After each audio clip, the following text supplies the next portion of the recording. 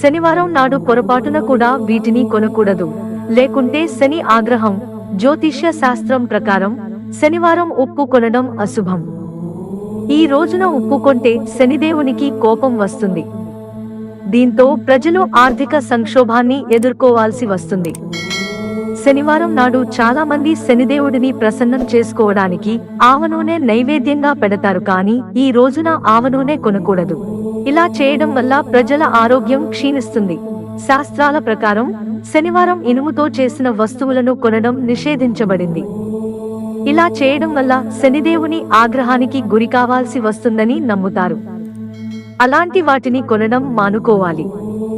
శనివారం రోజున నలుపు రంగు దుస్తులు, బూట్లు కొనకూడదు.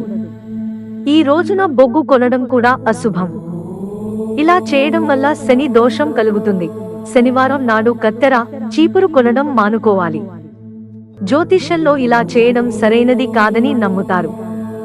ఇలా చేయడం వల్ల కుటుంబంలో తగాదాలు పెరిగి బంధుత్వాల్లో చీలికలు ఏర్పడతాయి. మిత్రులారా, ఛానల్ సబ్స్క్రైబ్ చేసుకోవడం మర్చిపోకండి. ధన్యవాదాలు.